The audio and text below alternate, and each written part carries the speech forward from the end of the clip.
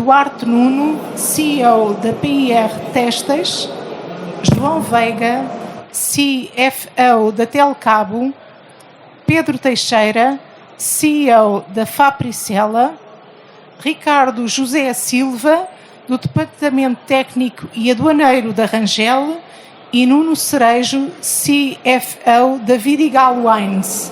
Muito boa tarde a todos, sejam bem-vindos. Vou passar então a palavra ao nosso moderador. Obrigado. Por favor. Muito obrigado. Muito boa tarde a todos. Muito obrigado pelo convite. O som é um pouco difícil de ouvirmos, mas penso que está tudo ok, conseguimos ouvir-nos a todos. Muito obrigado pelo convite à Fundação AIP, ao Novo Banco e à AICEP, por desafiarem o Jornal Eco para Media Partner deste evento. Um evento que, não só pela sua grandeza, como se sente, tem uma particularidade que eu gostava muito de apelar aqui aos nossos convidados, que é a partilha. Um evento que traz empresas a partilharem as suas experiências em mercados que querem conquistar, é um evento que trará sempre mais vantagens para todas as empresas. Nós esta manhã tivemos neste mesmo palco o exemplo da Zâmbia e o exemplo de outros mercados alternativos. O desafio hoje, todos percebem, é fruto de uma decisão de um dos países que fazia parte da União Europeia, que deixou de fazer parte da União Europeia, que tem tido ondas de choque brutais na nossa vida, também portuguesa, e por isso mesmo temos hoje aqui 5 empresas, 5 casos de empresas que, aceitaram vir partilhar as suas experiências e partilhar um pouco do seu conhecimento, e conhecimento tem muito valor no mundo de hoje, no mundo global, no mundo concorrencial como é o nosso. 5 empresas que exportam, e eu tenho aqui os vossos dados que eu chamava a atenção antes de os ouvirmos, para perceberem a dimensão e a dinâmica destas 5 empresas. Portanto, penso que será uma hora proveitosa, que aproveitem essa experiência de 5 casos também de setores distintos, que é algo também que nos enriquece, e por isso passaria já, se me permitem, está a funcionar, para o Duarte Nuno, PIR Têxteis. O Duarte é o CEO de uma empresa que foi constituída em 1982, que produção de vestuário técnico desportivo, a sua principal atividade, 22 milhões de volume de negócios, 230 colaboradores. A percentagem de exportação é um número muito forte, 98%. Depois temos João Pedro Veiga, Grupo Telcabo. Grupo Telcabo, de 1986, construção e manutenção de redes de telecomunicações e energia. Isso. 92 milhões de volume de negócios, 981 colaboradores do grupo inteiro. E percentagem de exportações 60%. Países, sobretudo Reino Unido, Irlanda, Marrocos, e também dos serviços que nos disponibilizou, sobretudo serviços de construção e manutenção de redes de telecomunicações. Depois passaria Pedro Teixeira, Fapricela, 1977, metalomecânica, aço, como dizíamos há pouco. 230 milhões de volume de negócios, 400 colaboradores.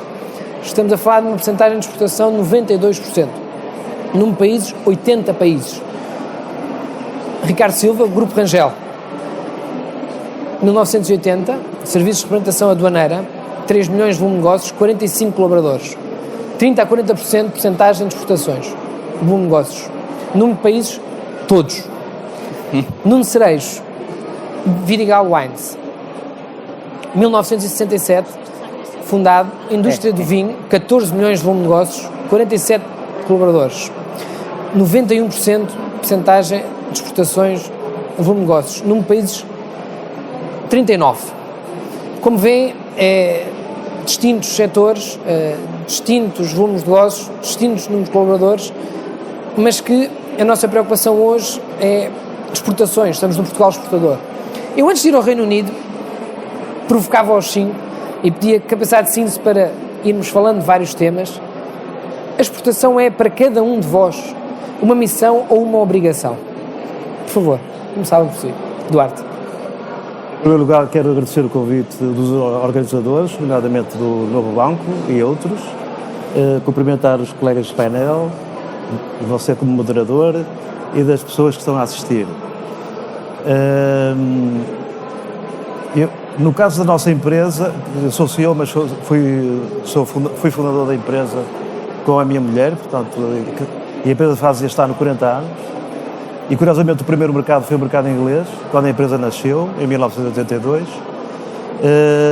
E hoje continua a ter um forte peso. Conjuga-se as duas situações. É uma missão porque nós estamos num setor de ponta do mercado, que é o vestuário de competição, de alta competição, nomeadamente para Jogos Olímpicos, eventos mundiais, campeonatos do mundo, Volta à França em bicicleta, competições de natação.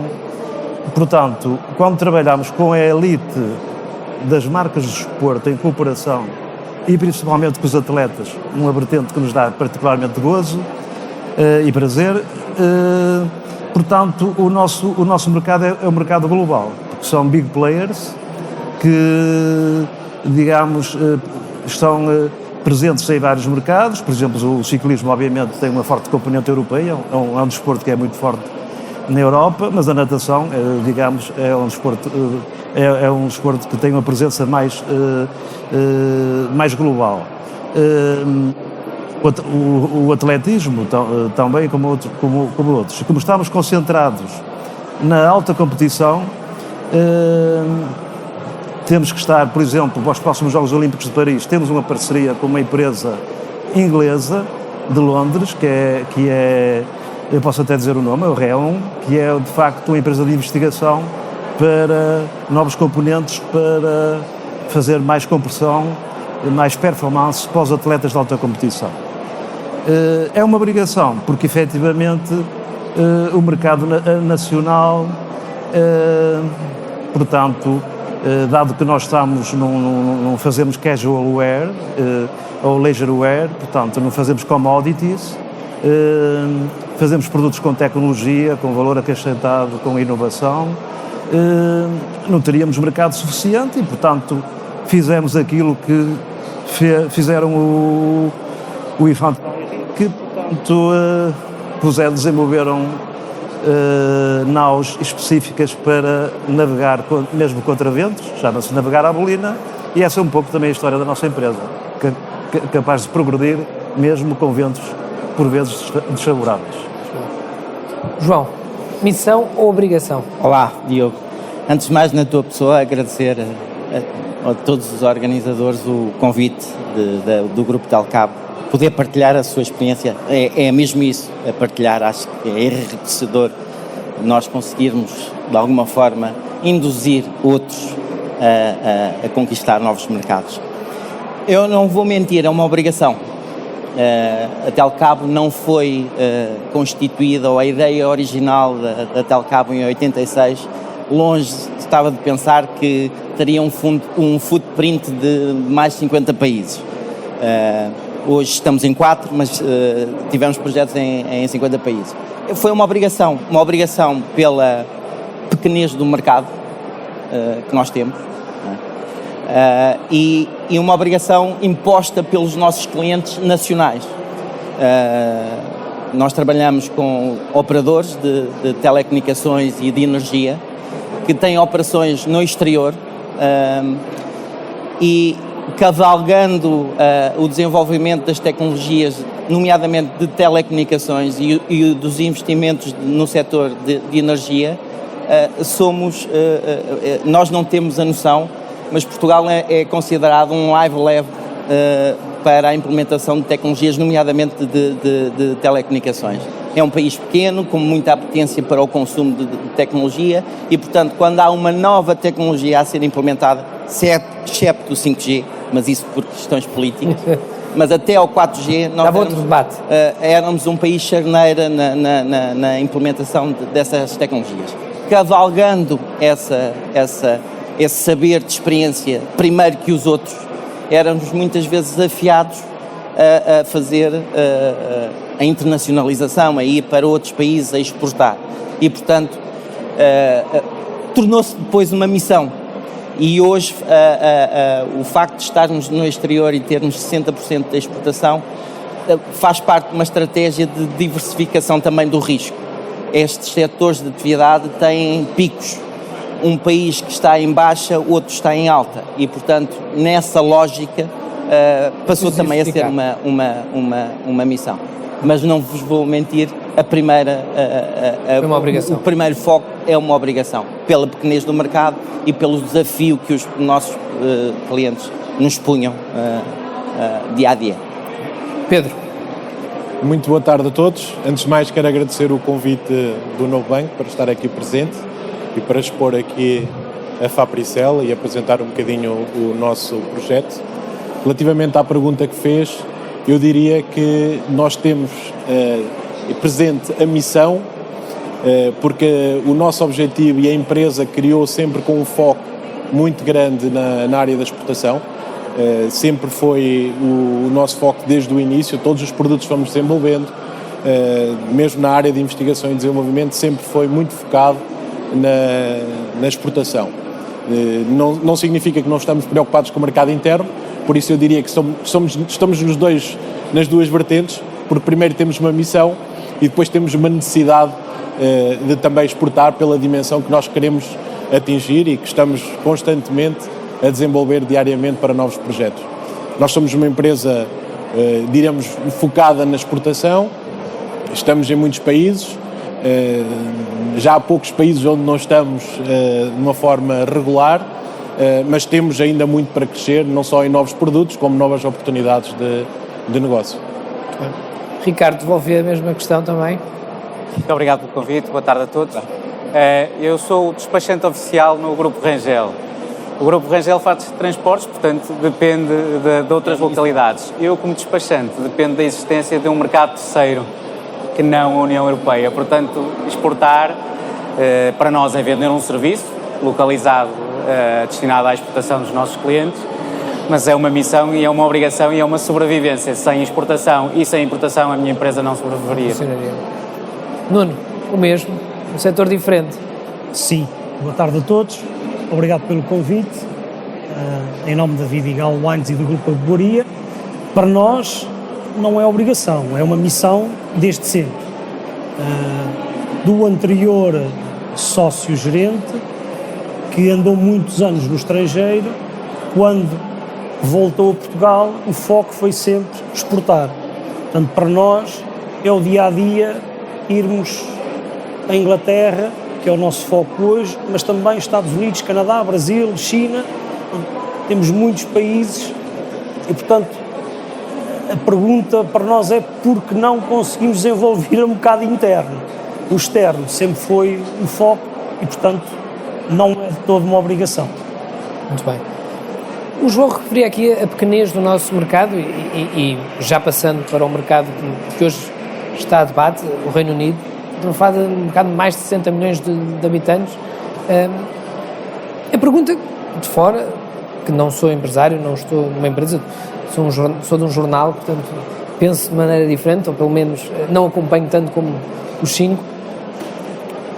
Até que ponto, e não vamos esconder, nós estamos aqui a falar do Reino Unido, podíamos hoje estar a falar aqui de outros mercados, ou de que mercado é que nós devemos apostar. Estamos a falar do Reino Unido porque houve um Brexit, porque houve uma solução em contraciclo com o que era, ou que deveria ser, o futuro da União Europeia, todo o respeito, obviamente, pela decisão das pessoas e dos habitantes do Reino Unido, mas há antes do Brexit e pós-Brexit, até que ponto isto foi impactante nas vossas vidas, nas vossas empresas? E eu acho que esse era um primeiro ponto que gostava de ter a vossa sensibilidade. Duarte. Bom, a transição do antes para o depois do Brexit implicou procedimentos administrativos e de um contacto muito direto e permanente com os clientes, portanto uma interação, mas penso que o essencial, quem tem produtos competitivos, na perspectiva de serem de qualidade, que um bom serviço, portanto manteve, não houve grande alteração, dado clarificado que, portanto, obviamente que a taxa era zero, que as cotas eram zero, portanto que por outro lado a questão da origem dos materiais, dos componentes que fazem parte do produto, que poderia alterar o certificado de origem ou não. Portanto, isso pode ser significativo, podia ser significativo, também com a ajuda, obviamente, dos despachantes, o trabalho, portanto, com a colaboração de várias entidades que têm que reconhecer. Na altura a AT fez algumas webinars, a própria Embaixada do Reino Unido em Lisboa também fez, aliás, de excelente qualidade. E sente esse apoio? Portanto, sentimos algum apoio, portanto, depois o essencial julgo que é ter competitividade, ter inovação, ter serviço e, portanto, e nesse caso, se calhar um dos países em que o Reino Unido, isto na perspectiva do Reino Unido, se achou mais confortável para manter o mesmo tipo de relacionamento, quer comercial, quer de visitas, provavelmente o melhor foi Portugal. Portanto, se calhar até Portugal melhorou a sua capacidade competitiva com o Reino Unido. João, mesma experiência? Sim, claramente um antes e um pós. Um antes e um pós. Nós prestamos know-how, nós prestamos serviços, construção, portanto temos que exportar o nosso saber na construção quer de redes de distribuição elétrica, quer de redes de telecomunicações. Portanto, precisamos do nosso expertise que está localizado em Portugal, ou está numa grande maioria em Portugal. E, portanto, o facto de haver barreiras do ponto de vista de expatriação de recursos humanos é claramente, na nossa atividade, o fator diferenciador. O Brexit trouxe uma outra questão, que é, para além da barreira em fazer a expatriação de recursos humanos, e é um pouco caricato termos a mais antiga aliança contínua, não termos conseguido negociar qualquer exclusão.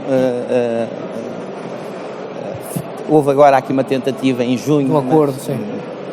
Acho que está dentro de um enquadramento mais geral do acordo com a União Europeia. Mas para além desta barreira de expatriação de pessoas portuguesas, que é característica fundamental das pessoas que nós exportamos para o Reino Unido, são pessoas com grande experiência, com saber fazer, mas muitas vezes com baixas qualificações. E uma das barreiras que nós temos para qualificar gente a trabalhar é a barreira linguística. Portanto, esta é claramente a grande barreira que nós temos e que nós sentimos do antes e do depois. Há também, e como eu ia dizer, um outro elemento que o Brexit trouxe. É que se nós quisermos contratar gente com o mesmo expertise no mercado britânico, ela saiu toda. Hoje debate-se, é tema do dia, a questão da falta de recursos humanos, falta de talento, falta de talento. Debate-se a questão do que fazer com os migrantes que passam todos os dias para o Canal da Mancha, e há muita gente, muitos políticos a dizer: vamos reconverter esta gente, vamos formar esta gente para, de alguma forma, combater o grande leque, grande falta de recursos humanos que existe. É um fator que existe cá em Portugal, mas com muito mais cuidado e com muito mais assertividade no mercado do Reino Unido. E, portanto, esse é o grande desafio que o Grupo Telcab tem. Temos grandes oportunidades, temos contratos, temos pipeline de projetos para fazer e estamos a debater com esta dificuldade. Muito bem. Já vou dizer o que é que estamos a fazer, mas... Muito bem. Pedro. Muito bem, então da nossa parte, obviamente cada negócio tem as suas questões. Eu passaria a explicar um bocadinho como é que há quanto tempo é que nós entramos no mercado, também para perceberem o enquadramento do que estamos a fazer hoje. Nós vendemos para a Inglaterra, para o Reino Unido, há mais de 30 anos, de uma venda direta, e temos nos últimos 15 anos, montámos uma sociedade distribuidora no Reino Unido, onde temos uma empresa a funcionar desde essa altura. Ou seja, a nossa mudança do Brexit acabou por não ter um impacto muito importante, porque o que nós já estamos no mercados de exportação que nos obrigam a despachos, obrigam-nos a todos esses processos, para nós são normais. Obviamente havia aqui uma questão inicial muito importante, que era a questão das taxas, a questão se iria cota, se não haveria cota, que obviamente nos preocupou durante algum tempo. Quando percebemos que a situação iria funcionar de uma forma normal, nós acabámos por não ter qualquer impacto. O nosso volume de negócios tem vindo todos os anos a crescer no Reino Unido, e achamos que há grandes oportunidades no Reino Unido para o futuro, no nosso setor em particular. Ricardo. Bem, a minha resposta é um bocadinho diferente, porque, como eu disse há pouco, nós dependemos da existência de mercados terceiros e, portanto, o Reino Unido, para nós, foi a abertura de um novo mercado mais público, mais serviço. Portanto, no sentido micro da minha empresa, ou melhor, do meu nicho de negócio, foi bom. De repente tivemos mais um mercado para onde fazer despachos. No sentido macro, é preciso ver que tivemos a pandemia, entretanto, portanto, que as exportações caíram bastante, mas eu tive a oportunidade de ver os números de outubro publicados pelo Gabinete de Estudos Económicos e Sociais, que já demonstra que o nível da exportação de Portugal para o Reino Unido já está praticamente ao nível de 2015, o que é bom. Portanto, não perdemos demasiado com o Brexit. E ao nível da importação, aí sim, não estamos aqui a falar de importação, aí sim a queda foi bastante grande, mas curiosamente, em termos de economia, até é bom porque melhora o saldo da balança de transações. Dizer que, no fundo, os outros oradores já falaram nisso, a saída do Reino Unido é o fim de liberdades. A liberdade de circulação de pessoas e a liberdade de circulação de mercadorias, que é a que me toca particularmente. Já se falou também na liberdade de circulação de capital humano, de pessoas, não é? E a liberdade de circulação de capitais. Enfim, e muitas outras coisas, como é óbvio. Mas para nós, o meu negócio propriamente dito vive do proteccionismo e, portanto, nesse sentido, nós encaramos o Brexit com um sorriso nos lábios. Claro. Nuno. Bom, do ponto de vista da Vidigal Wines, à altura do Brexit e da mudança, da saída da União Europeia do Reino Unido, começou-nos a preocupar, para que percebam, é o nosso maior mercado. O nosso vinho Porta 6, ano passado, superou as vendas do Mateus Rosé, portanto é o número 1 de vinhos portugueses em Inglaterra, e o número 2 este ano de vinhos europeus. Era algo que nos preocupava muito. O que é que fizemos? Combinados, coordenados com o nosso importador, com o nosso parceiro, pusemos todas as encomendas que tínhamos naquele período, com 3 semanas de salvaguarda, para que se desse a passagem. Nós já sabíamos que haveria alterações, mas não íamos correr o risco que este senhor, ou a equipa dele, porque nós já estávamos expostos à documentação alfandegária anteriormente, porque o vinho é um produto alcoólico sujeito a todas essas tramitações mais facilitadas no mercado europeu do que no mercado externo, mas elas existem. Portanto, é o dia-a-dia da nossa empresa, é os despachos, é a documentação para as alfândegas. Preocupou-nos e sabíamos que o caminhão saindo ali das Cortes para a Inglaterra tem 15 dias a 3 semanas para lá chegar. Não queríamos que eles estivessem parados à entrada, então toda a gente entrou antes. As regras saíram, como nós, a responsabilidade do transporte é do nosso cliente, mais uma vez conjugado com eles, percebemos qual a documentação a fazer e fizemos. Não é muito diferente da que era anteriormente. O caso mais complicado até é na simples amostra que temos que mandar frequentemente, porque antes o mercado era livre e mandava-se por uma transportadora ou por correio e ninguém questionava nada, e agora segue a tramitação de uma carga normal. Então, essa foi a grande diferença. De resto, mudaram alguns formulários, mas nada que não tivéssemos dentro da empresa habituados a trabalhar para mercados internos ou mesmo para outros países, porque acabam por ser semelhantes. Obviamente preocupou-nos bastante, era o nosso principal mercado, mas ainda assim não sofremos com isso. O mercado tem vindo a crescer. Ontem, aliás, tivemos um evento lá, que foi um press dinner para fomentar e divulgar o produto. Para nós o Brexit não foi um problema, tivemos esta pequena precaução que fizemos para não haver problemas, até porque também não houve taxas ou barreiras alfandegárias ao vinho ou aos produtos alimentares. Sabemos que o Reino Unido é muito deficitário no que toca a produtos alimentares, portanto, produtos alimentares e também mão de obra do setor primário. Portanto, eles não poderiam criar dificuldades a eles próprios. Portanto, nós aí foi um bocadinho ao contrário do que muitas das vezes nós portugueses fazemos, prevenimos para não termos problemas na transição e a seguir fizemos por fazer crescer o mercado. Diogo, só... Boa, João. Não sei à vontade, se isto não, é melhor.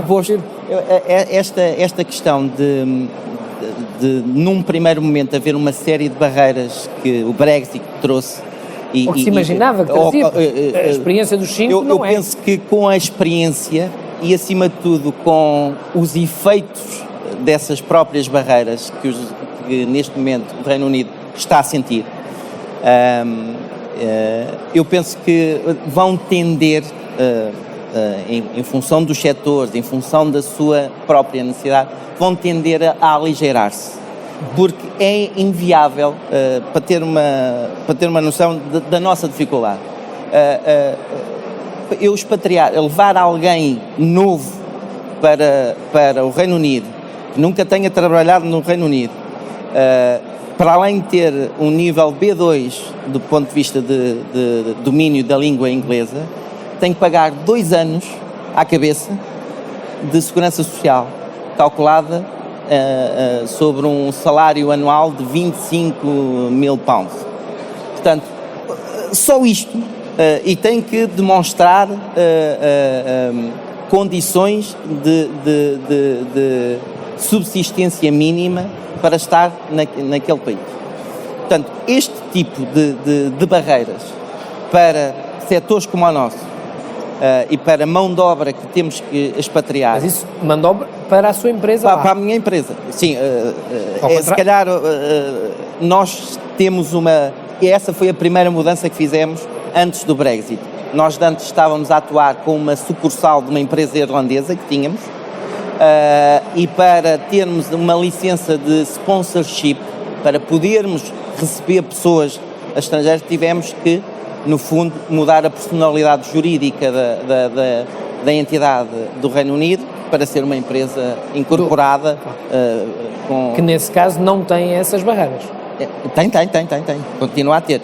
Tem que ter a licença. Esta empresa do Reino Unido, nossa, detida a 100%, tem que ter a licença sponsorship e depois tem estas barreiras todas. Continua mesmo. Sim. Só há aqui uma exceção, que é se dentro do grupo há uma possibilidade de rotação dos quadros dentro do grupo, mas essas pessoas têm que estar pelo menos 1 ano, e essa é a nossa fuga e é um dos elementos que vamos para contornar este desafio que temos. Mas a mensagem que queria deixar era, efetivamente, eu acho que com o saber de experiência feito, não é? Uma expressão tão portuguesa, eu acho que vão entender que há aqui barreiras que não fazem sentido. Duarte, queria complementar. Eu queria complementar e no minuto voltar um bocadinho atrás. Que no caso concreto dos clientes da PR Têxteis, eu conheço, exceto todos os CEOs das empresas, e todos eles, ingleses, foram contrariamente ao Brexit. E, portanto, é bom lembrar que a zona de Londres foi cerca de 60% contra e, portanto, em outras cidades importantes da indústria e de negócios, na maior parte dos casos, e que houve um conjunto de fatores adversos que foi quase a Perfect Storm, e mesmo assim o resultado foi quase 50-50. E eu costumo dizer que se fosse no desporto, que com aquele resultado devia-se ter ido a play-off. Portanto, porque estou convencido que se fosse 5 jogos, 5 vezes eleições, que tenha ganho, de facto, a nossa ida. E isto para dizer o quê? O que eu acho que continua atual. Pronto, tirando esse erro político do David Cameron, que prometeu isso sem necessidade nenhuma, pronto. E fruto de um debate interno mais do comum? Fruto mais de um debate interno. Exatamente. Do que e sem entrar por aquelas teorias da conspiração que a Rússia também influenciou lá os resultados, de facto há um imbróglio muito grande na situação atual. E não tem havido uma liderança política muito forte que leve à estabilização da situação. Desde logo, só para referir um facto, temos a situação da Escócia. E, portanto, eu acredito que todas estas situações e estas dificuldades, com uma liderança forte, vão vir a ser resolvidas. Como é que os empresários neste momento as resolvem? Os empresários ingleses estão a fazer também sociedades fora do Reino Unido. No caso concreto de um nosso excelente cliente, criou para um efeito específico, que é a equipa de competição da Volta à França, portanto, em Girona, em Espanha, uma filial, e está até um local muito mais próximo da Volta à França, do Giro e da Vuelta.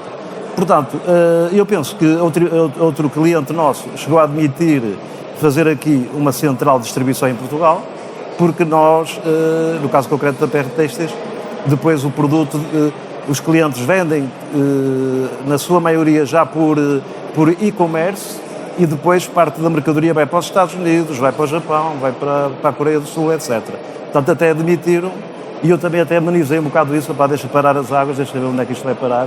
Estamos aqui depois a entrar todos em custos adicionais, que vão ter depois ser pagos repercutidos de alguma maneira.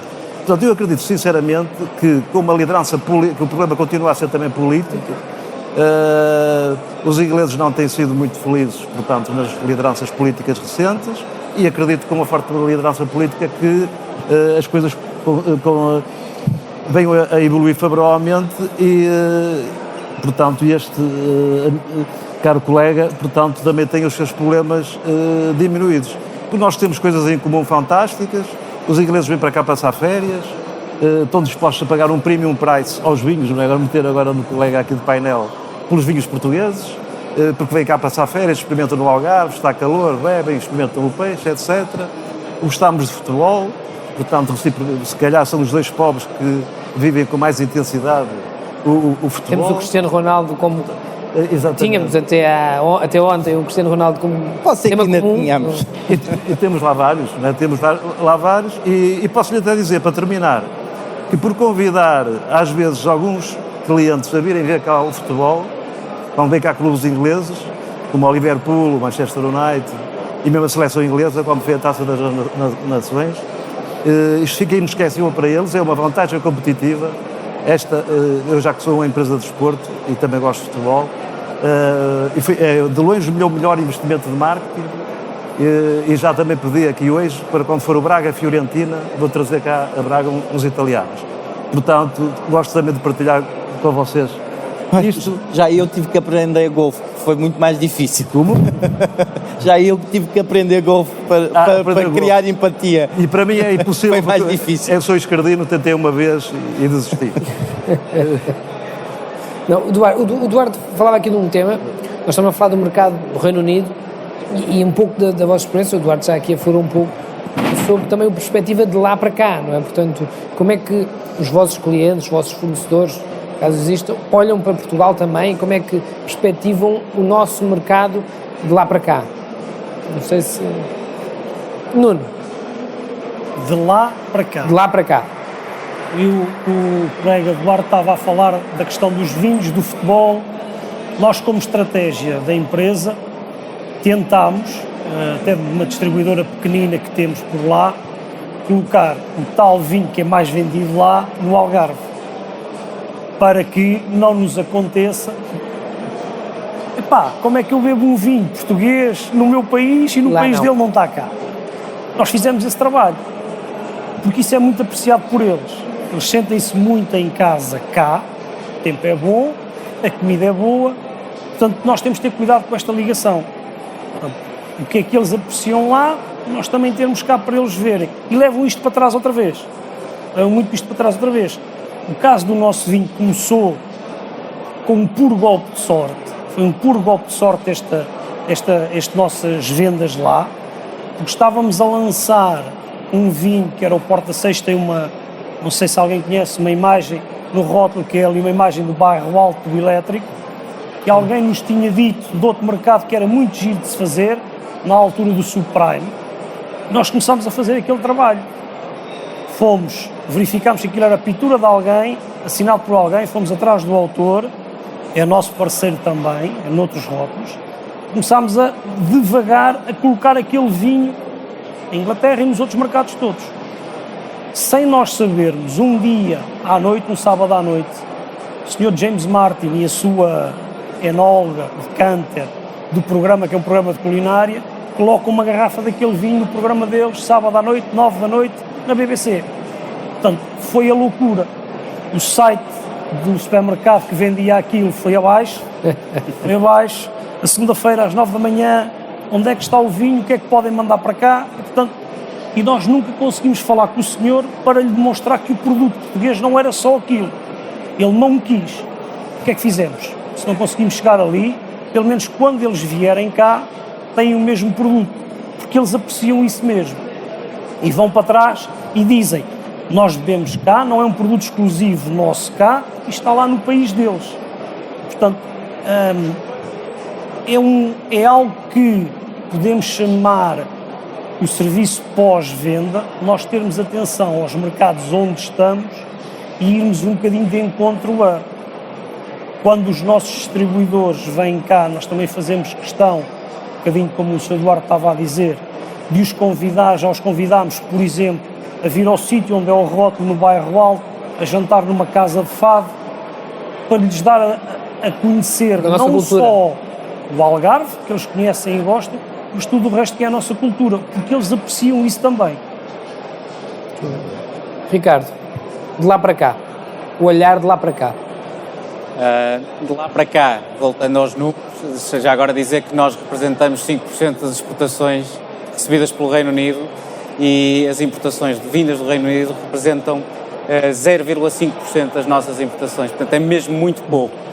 E onde, curiosamente, reiterando o que o Nuno estava a dizer, onde nós assistimos um grande crescimento de mercado foi, por um lado, nos expatriados, portanto, casais, ou enfim, pessoas solteiras que estavam a mudar para Portugal, para o Alentejo e para o Algarve, e que queriam trazer as suas casas, todos os seus tarecos, mas também o aumento de serviços na área do alimentar, principalmente nos vinhos, nos azeites, nas massas, nos arrozes, aqueles produtos tipicamente do antigo império, digamos assim, o chá, aquelas marcas que o consumidor aqui, quer turista, quer o expatriado, procura, ele procura as marcas que está habituado a consumir no Reino Unido.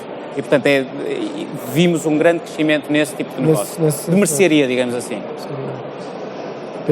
No nosso caso, de lá para cá, o que nós podemos dizer é que, além da atividade que temos de exportação, também importamos algumas matérias-primas do Reino Unido. Temos algumas matérias-primas, ou seja, a matéria-prima chega, é transformada e retorna novamente ao Reino Unido como produto acabado. É a relação que temos atualmente. Além disso, eu acho que há aqui uma questão cultural de Portugal com o Reino Unido muito próxima. Nós não sentimos isso com outros países europeus. E acho que há aqui uma empatia muito grande dos portugueses com a comunidade do Reino Unido. E acho que isso ajuda bastante no negócio. Porque o negócio, obviamente, é importante tudo aquilo que nós sabemos, os preços, a competitividade, mas o relacionamento acho que está em primeiro de tudo isso. E a partir do momento que nós criamos um relacionamento comercial, acho que facilita imenso fecharmos o negócio e darmos continuidade, que é como nós vemos a nossa empresa, vemos os nossos clientes como parceiros, não o cliente da oportunidade, mas parceiro a longo prazo. Não só para faturar. João. Eu vou dar uma percepção. Claro, é uma percepção. Eu acho que O Reino Unido, as empresas do Reino Unido olham para as empresas e para a economia de Portugal da seguinte forma: somos fornecedores que entregam produtos e serviços de alto valor a baixo custo. Ainda a baixo custo. Ainda há mais custo. E, portanto, esta noção, conjugado com as questões da empatia natural que se foi desenvolvendo ao longo dos séculos entre Portugal e o Reino Unido, com as questões com a questão do Cristiano Ronaldo, com as questões de trabalho de marca de Portugal, com as questões do sol, da praia, dos reformados que quererem ter aqui uma casa para vir jogar golfe, toda esta percepção e este ecossistema que foi criado, há uma apetência, e sinto que há uma apetência de empresas inglesas investirem em Portugal. Investirem capital financeiro a investir em Portugal. Porquê? Porque é um país que está dentro da União Europeia e que tem todas estas características portanto, reconhecem que é um mercado com valor, apesar de pequeno, mas dá-lhes este conjunto de qualidades que eu penso que são distintivas em relação a outros países da União Europeia que concorrem connosco na atração desse capital.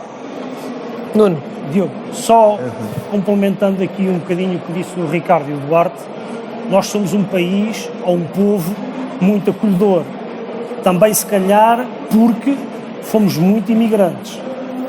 Estamos a fazer, ou os ingleses estão a fazer de uma ou outra forma, porque nós saímos à procura de melhores condições de vida, os ingleses estão a sair do país deles à procura de maior qualidade de vida. Mas, no fundo, todos nós, portugueses e ingleses, ou outros povos que se encontrem neste tipo de movimentos, gostam de fazer o mesmo, que é, nós onde estamos, gostamos de sentir um bocadinho daquilo que é o nosso país. Certo. Os nossos imigrantes em França e nas comunidades por Europa fora, passado pouco tempo, queriam levar os produtos deles. Os ingleses fazem um bocadinho o mesmo. Têm outra vertente e eu aí volto a frisar. Gostam muito de se sentir em casa, mesmo com os produtos que não são deles. São aqueles que eles conhecem, consomem, o chá, o vinho, a comida deles. Se virmos, o Algarve fica crivado da nossa comida, mas há muita comida deles porque eles assim querem. Portanto, nós aí, um pouco à nossa maneira portuguesa, conseguimos ir ao encontro disso tudo e fazer-os sentir, no caso inglês, que é o que estamos aqui a falar, e de outros povos, conseguimos fazê-los sentir bem no nosso país. O Eduardo queria complementar também. Eu gostava, digamos, concordo totalmente com o que foi dito, a hospitalidade e o acolhimento que nós portugueses temos e que acabamos por ter, eles próprios julgo que têm mais proximidade, se forem comparar o feitio, o caráter dos alemães ou dos franceses ou mesmo dos espanhóis. Portanto, há relações, há tal proximidade cultural bastante antiga. Temos aqui só um pequeno senão, passa a expressão de conduzirem para o lado contrário, porque se conduzissem ainda facilitava movimentar-se dentro do país. E depois também referir uma coisa que não é só específica para os ingleses, mas que mais recentemente acho que temos no discurso público esquecido um pouco, que é o conceito que foi grande, tem muito apanágio com o Dr. Mário Soares, que é a questão de Portugal estar aqui que é a questão do Atlântico, dos Estados Unidos, do Canadá, do Brasil e de África. E portanto estamos aqui numa posição charneira que não é só um privilégio para os ingleses, mas também para os outros povos, e que eu acho que é uma mais-valia que Portugal tem e que não devemos, portanto, deixar cair. Ainda recentemente faleceu o Dr. Adriano Moreira e ele foi público, passou nas televisões várias reportagens, e ele dizia que no 25 de Abril estava no Brasil, que era o diretor do contencioso da Standard Elétrica, Portugal, mas que os americanos disseram, bem, é melhor ir o português porque entende-se com os brasileiros. E, portanto, acho que é outro fator que nós, como temos, de facto, essa mais-valia, e que acho que deve ser mais explorada e aproveitada, nomeadamente pelos decisores políticos. Isso pega bem com, penso, já frisaram aqui a questão da língua. Hoje o país, Portugal, está mais preparado para responder, ou melhor, está muito mais capaz de falar inglês a Inglaterra, ou não? Já o sentem? Acham que os nossos jovens já estão muito mais capazes? Vamos ver, nós estamos a falar nesta geração que está a sair, talvez das gerações mais qualificadas e, portanto, e que dominam. Não é aí que há o tema da barreira linguística, portanto não é aí. É efetivamente em leias de trabalhadores mais antigos, com um grande know-how na nossa área, e que efetivamente têm baixa qualificação e que não tiveram essa aprendizagem. E para isso nós, uma das coisas que estamos a lançar na empresa é um programa fortíssimo de formação de língua inglesa. Há quem diga que o burro velho não aprende línguas, nós não acreditamos nisso, e portanto é um dos desafios que temos, é esse, é levar, aproveitando esta brecha que há de rotação de colaboradores dentro do grupo, e que elimina essas barreiras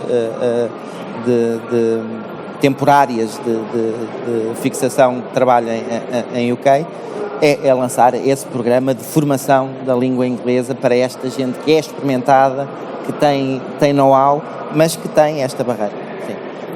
Portanto, o tema não é nas gerações atuais, essas estão altamente qualificadas. Não é também no tema de recursos humanos para trabalhos mais de suporte às operações. Aí também não há tema. Há, efetivamente, trabalhadores de campo, de andar na rua, de abrir vala, de subir a postos.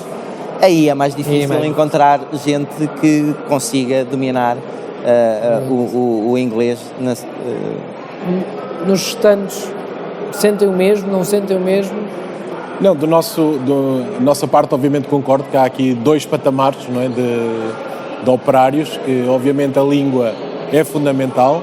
Eu diria que a língua inglesa é fundamental não só para o Reino Unido, é fundamental para o mundo. E é a base. Eu acho que qualquer empresa que queira ter uma vertente exportadora de grande dinâmica, é obrigatório que a língua inglesa faça parte. E o mandarim também? Não, inglesa. Inglês acho que é fundamental, e muitas destas empresas, e é o nosso caso internamente, já é desenvolvido muito trabalho feito em inglês, muito também para desenvolver os próprios quadros para a área da exportação. Por isso eu diria que não só para o Reino Unido, mas para todo o mundo, acho que é fundamental o inglês. Só dar aqui uma pequena nota, uma das mudanças que tentamos fazer culturais na empresa é que os documentos internos, sejam, mesmo em Portugal, sejam escritos ou sejam feitos em inglês, exatamente para induzir esta cultura E também introduzem e também contratam de outras nacionalidades para as vossas empresas também. Esse é um outro desafio. A base fundamental. Esse é um outro desafio. Ricardo, não sei se queria acrescentar. É fundamental, quer dizer, no comércio internacional não saber falar inglês não é quase fatal.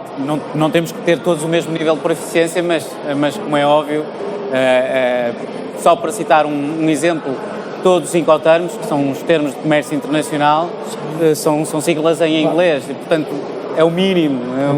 Os Airway Bills, os Bill of Ladings, quer dizer, quase toda a documentação de comércio internacional é em inglês, portanto é básico. No nosso caso, é a segunda primeira língua na empresa. Com tantos países, tem mesmo que ser assim. Para vos dar um exemplo, os nossos colegas da área de exportação são formados em tradução e línguas. Depois é que aprenderam toda a documentação ligada à exportação.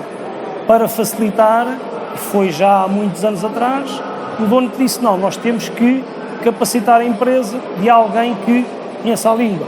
Hoje em dia todos nós falamos, disse ontem tivemos alguém a fazer de cá, 3 pessoas de cá, portugueses, fazer um press dinner lá, em inglês. Aquilo que deixa, o alerta que deixa quem possa querer ir para mercados externos é a questão de estar bem munido de recursos que o saibam falar e, sobretudo, também consigam perceber, quando necessário, algumas partes específicas dos seus negócios nos países em questão, nomeadamente a legislação associada, no nosso caso, a legislação associada ao álcool. É preciso a gente ter algum conhecimento ou ter alguém que nos faça isso. As empresas têm que ter alguém que consiga ter um nível de inglês que perceba algumas partes técnicas das suas áreas. E isso era por isso mesmo a questão da língua que eu introduzi aqui. E só uma pequena parte. Para quem tem, no caso deles, a necessidade de trabalhadores a ir para lá, é bom também que o nível de inglês, ou que haja alguém que consiga explicar ou ter as regras laborais de lá presentes para os trabalhadores que vão daqui, por exemplo.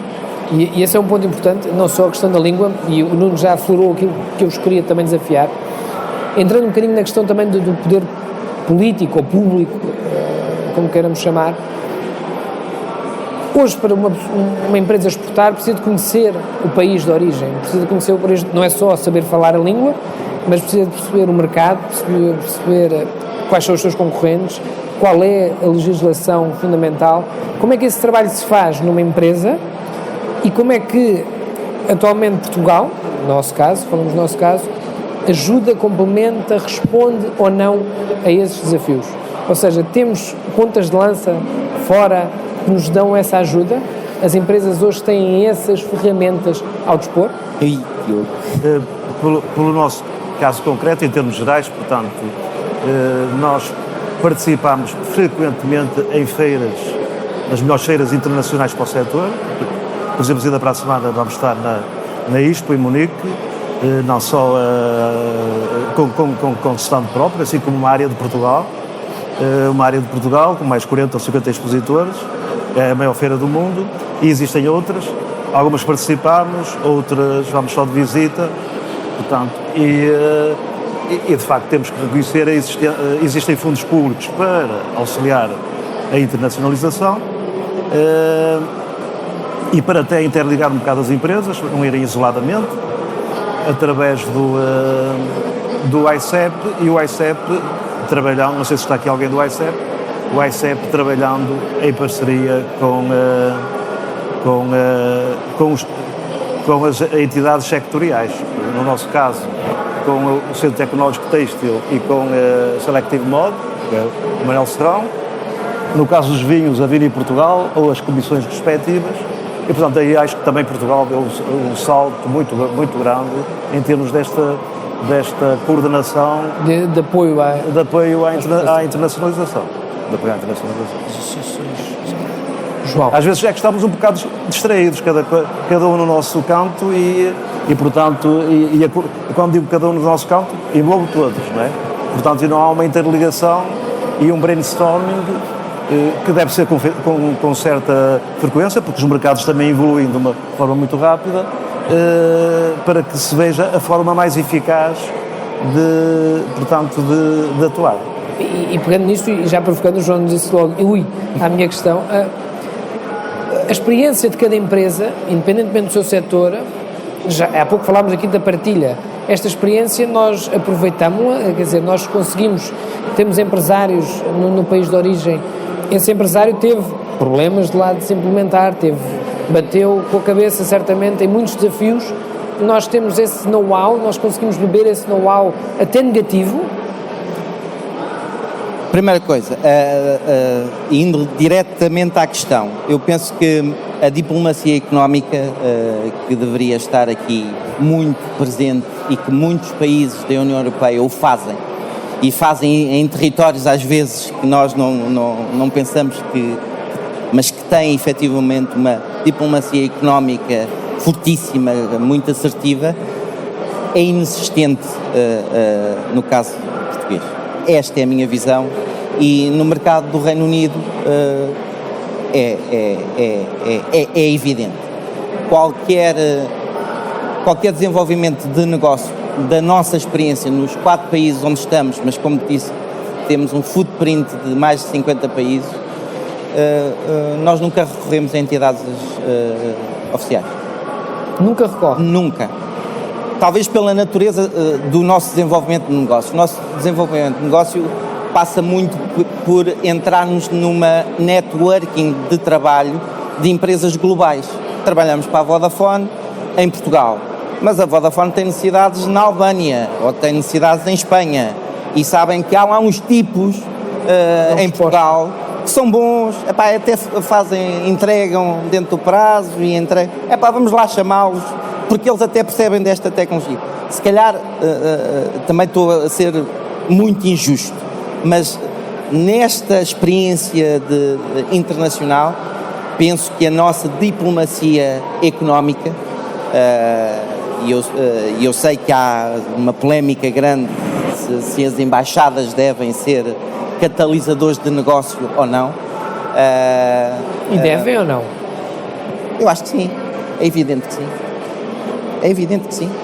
Se são representantes do Estado português, e se uma das componentes entre Estados é as suas relações, não são só relações diplomáticas, são também relações económicas, e, portanto, devem estimular, devem ser catalisadores de negócio, sem pruridos, sem grandes dificuldades. Portanto, acho que... mas isto é global, não tem a ver com a diplomacia económica em Portugal, não funciona. Há aqui a ICEP, que tenta, com iniciativas, com organizações, com delegações, que são importantes na divulgação mais da marca e de alguns. Há o Turismo de Portugal a fazer um trabalho que eu reconheço, mas depois ter lá o tal ponta de lança, quando há um problema, quando há, por exemplo, uma disputa.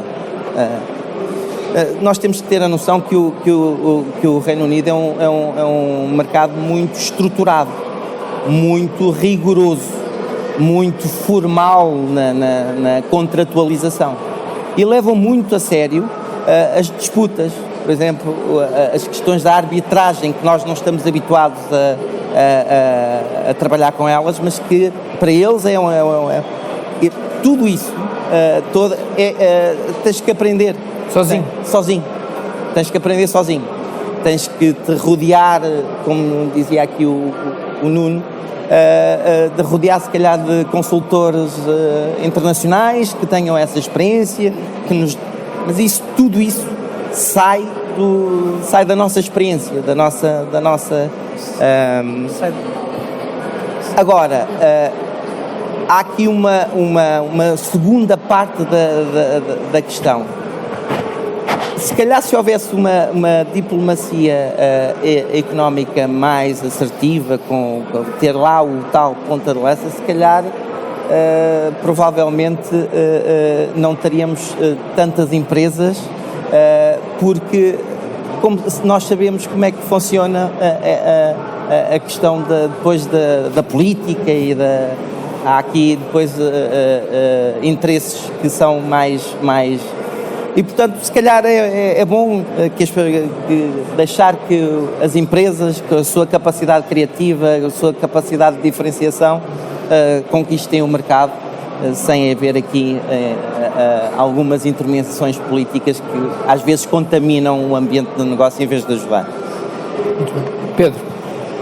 É assim, eu, do meu ponto de vista, concordo e discordo em algumas situações que foram aqui ditas. Tenho uma perspectiva ligeiramente diferente.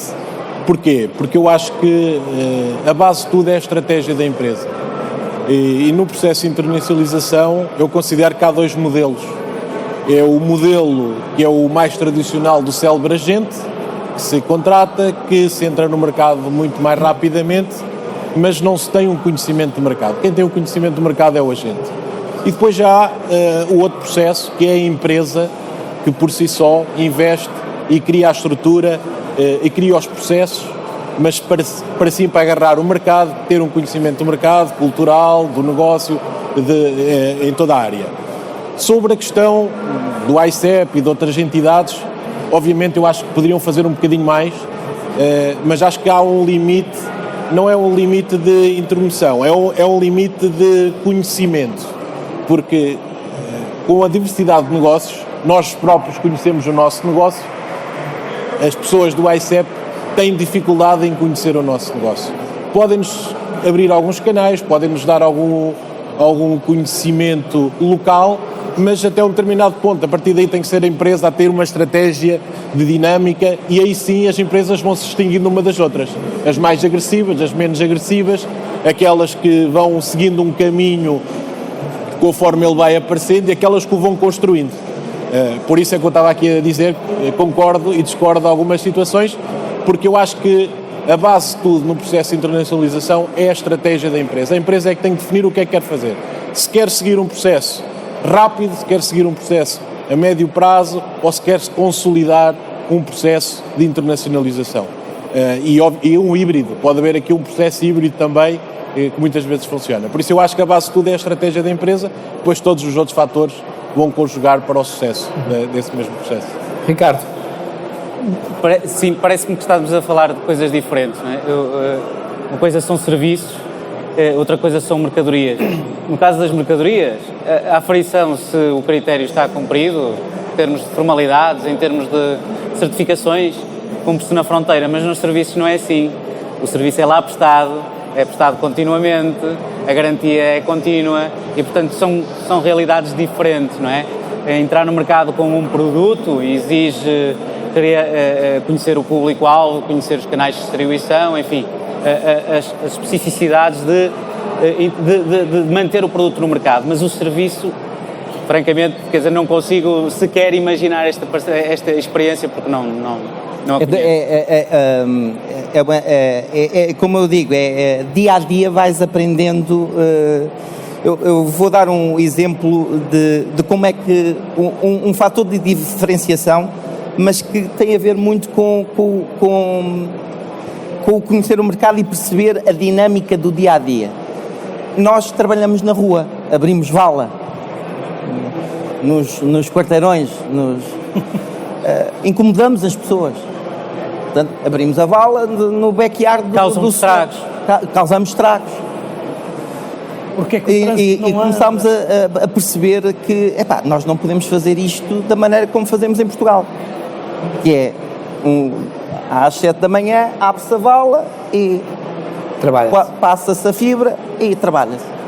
Não, criámos um officer, que é Relações Públicas da frente de obra, que 2 dias antes de entrar em obra vai bater a cada uma das casas dos senhores, dos velhinhos, vai pedir ao senhor para perceber se há gente acamada ou com mobilidade reduzida, vai perceber as dinâmicas dos passeios dos cãezinhos, é o Relações Públicas da obra. Esta introdução desta... Que não há cá. Que não há cá. Só leva o agente da GNR. Não há cá. E também não havia lá. As empresas que operavam lá não tinham esta figura. Mas sentiram essa necessidade?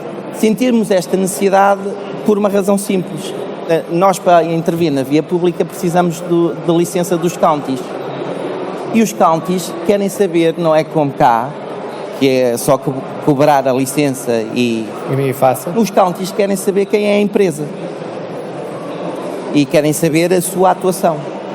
Esta pequena introdução deste officer levou a que não eram os nossos clientes que nos davam trabalho, era o county. Dizia assim, não, o tipo que vem aqui intervir aqui no meu county é a Telcap, porque tem aqui o office. E isto foi um fator distintivo. Portanto, prestar este serviço é dia a dia, é estar constantemente a perceber as dinâmicas que... estou a contar um caso positivo, mas também temos casos negativos de reclamações, de arbitragens, que é difícil, é difícil, e que precisamos de ter sempre muito cuidado quando aceitamos projetos novos. A avaliação de risco dos projetos tem que ser, quando prestamos o serviço, tem que ser feita não só o risco financeiro, mas o risco operacional. Porque mais tarde ou mais cedo é um país que tem uma cultura muito contratual, muito garantística, muito, e portanto é desafiante, ganha-se bom dinheiro lá, mas é preciso ter esta noção. Íamos no Ricardo. Nuno. No caso do David Igal White, e puxando um bocadinho atrás à pergunta, e como sou um rapazinho que até gosto de desporto, ponta de lança. Ponta de lança foi o que perguntou. Sim. É aquele rapazinho que mete a bola lá para dentro e que traz sucesso. Certo. Ou que está lá mais à frente já, não é? O que está lá mais à frente, mas pode estar fora de jogo. Esse é que é o problema. Pronto. Até o rapazinho que mete a bola lá dentro. Como é que chegamos lá? Tem que haver, tal como aqui a analogia do futebol, uma equipa que faça lá chegar aquilo. O primeiro momento, e para aqueles que queiram ir para o Reino Unido ou para outros países, se houver as associações empresariais, normalmente fazem algumas missões. Não tanto ali virado para o lado dos serviços, que não tem tanto conhecimento, no lado da indústria agroalimentar ou da transformadora, eles vão organizando. Pode ser melhor, pode ser sempre melhor. A ICEP, a AIP, no caso dos vinhos, a Vini Portugal, as comissões vitivinícolas costumam organizar-se ou associar-se às missões empresariais a diversos países. É uma oportunidade. Outra oportunidade, ou outra coisa que devemos ter quando queremos internacionalizar, é a questão das feiras internacionais das áreas. É aí que se trava. E é importante estar. É importante estar, e eu, como financeiro, as primeiras vezes questionei: mas porquê tanto dinheiro para aqui? E a resposta foi tão clara como isto: quem não está lá não existe. É um bocado verdade. Sim, mas a identificação dessas feiras, onde estar, os tais ponta de lanças podem ajudar, não é? Depois, como é que faz? Obviamente, se já foi numa missão, ou se já tem um cliente, ou uma possibilidade de marcar a reuniãozinha lá, para dar a conhecer. Mas há sempre muita gente a falar. Tem que ter os seus pontas de lança, ou os número 10, por ali, a dar a experimentar ou a dar a conhecer o produto. O Reino Unido e os países europeus estão muito próximos. Há feiras de caso, há um contacto, há uma pesquisa que pode fazer, e eu julgo que será transversal a todos nós. Ninguém esteja à espera de ir internacionalizar, seja no Reino Unido ou noutro país qualquer, e ir hoje e amanhã ter o retorno. Eu julgo que isso não existe. Não existe porque já falámos aqui em várias questões. A certa altura é preciso conhecer o mercado, o parceiro que estamos a fazer lá, as particularidades do mercado. Este caso é um bom exemplo. Nós cá não queríamos que alguém nos batesse à porta a dizer que eles, a cultura deles, apreciam isso. Portanto, há que ter a equipa a trabalhar com o ponta de lança e com os homens da frente. Normalmente são os vendedores, alguns até meio arrogantes, mas se os outros por trás não existirem, não fizerem o trabalho, o moço do marketing que esteja atento que há a feira não sei quê, ou a missão empresarial que vá, julgo que é difícil. Há muito trabalho a fazer-se sozinho, sim. Depois, a partir daí, de conhecermos alguma coisa e termos o levantamento de uma possibilidade, aí sim, tem que ser interno e a nossa equipa a trabalhar. E voltamos à mesma coisa, a equipa a trabalhar.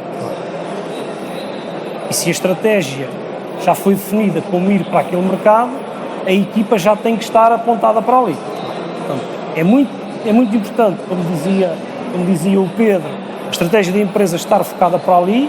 Se está focada para ali, arranjar as formas de ir conhecer e, a partir de conhecer, de agarrar as oportunidades que vão vir. No nosso caso, em Inglaterra, foi mais uma curiosidade. O agente que temos, o parceiro que temos, veio parar ao nosso stand numa feira de vinhos à procura de um vinho chileno. deu sucesso à Inglaterra. Portanto, isto não é o que nós queremos, não vai dar em nada. Calma, poderá não ser bem assim. Diogo, só aqui talvez esclarecer, penso que a minha intervenção poderá ter sido mal entendida. Quando eu falo de diplomacia económica é de uma maneira estruturada, com uma estratégia definida da nação em relação a escolher países-alvo, sendo as exportações uma variável macroeconómica do PIB, é fundamental ter, e portanto o que eu digo é, esse trabalho de eleger mercados, trabalhá-los politicamente, ser porta-aviões de empresas nacionais, ou ser catalisador de levar essas empresas para os países, é essencial. Agora, haver este trabalho não inibe ou não nos exime de cada uma das empresas por si só definir a tal estratégia de exportação, de ter o trabalho de diferenciação, de perceber o mercado, de perceber que serviços é que pode prestar em cada um dos mercados e definir a sua estratégia. Eu não estou a pedir que a diplomacia económica faça o trabalho das empresas. Agora, que ajude. Que seja acho que a palavra certa é mesmo catalisador, de criar um ambiente favorável à elaboração de negócios. Bastaria termos uma definição ao nível do país, do que é que era a estratégia do país direcionada para este ou para aquele setor, se calhar. Sim, e a partir daí direcionar. Nuno, é exatamente isso. É claramente isso. Nós também sentimos e a primeira coisa que tínhamos que vender era o país. Vinho português. Isso é onde? Não se riam, isto acontece muitas vezes. É espanhol. Não, é português. E isto acontece hoje em dia. Os meus colegas, quando vão para países mais longínquos, a primeira coisa que temos que vender é o país. Ninguém sabe onde é que isto fica. Talvez o trabalho mais evidente daquilo que eu falo de diplomacia económica é, talvez, em um caso de sucesso, é aquilo que fizemos com o turismo. O trabalho sistemático de vários governos que efetivamente deu frutos, não é? E que temos hoje uma base de turismo não sazonal, mas sustentável, o turismo de cidade. Conseguimos, no fundo, estabelecemos uma estratégia. Uma marca, vendemos uma marca e depois as empresas vão atrás desse movimento. É disso que eu estou a falar. Não de elas próprias, o próprio Estado fazer o nosso trabalho, porque isso efetivamente não. O tempo voa, o nosso tempo voou. Eu vou-vos fazer um último desafio para as pessoas que aqui estão e apelando ao vosso espírito de partilha, que falei no início, que conselho dariam a um empresário que quer investir no Reino Unido, ao dia de hoje? Bom, investir no Reino Unido... Não percebi. Apostar no Reino Unido. Apostar no Reino Unido. Apostar no Reino Unido, mercado do Reino Unido. Não investir, desculpa. Apostar no Reino Unido. Apostar no Reino Unido. Bom, para dizer só uma coisa, seria fazer as malas e estar disposto a viajar e conhecer o próprio mercado. Ali como o colega painel disse, é preciso conhecer o mercado diretamente, os hábitos, a cultura do county, portanto, que responde mais ou menos a uma mini-região, não é? Ou uma zona, ou um concelho, e portanto, e essa é uma boa característica que os portugueses têm, não ter preconceitos e irem, portanto, conhecer, fazer as malas, ir ao mercado, ir às feiras, portanto, elaborar um plano estratégico, portanto, quais serão os produtos que poderão ter mais êxito nesse mercado, não é? Seria este. Para ser seria este. João. Três conselhos.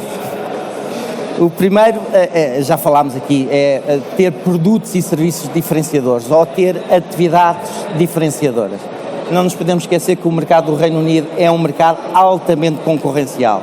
E estamos a concorrer com países da Commonwealth, por exemplo, que, por exemplo, têm custos de contexto muito diferentes do nosso e que também são altamente competitivos e que, para além do mais, partilham também desta cultura. Portanto, ter produtos diferenciadores, perceber que o mercado inglês é um mercado de consumo, o consumo privado representa 60% do PIB, portanto, são pessoas que consomem e consomem muito e consomem bem e gostam de coisas boas.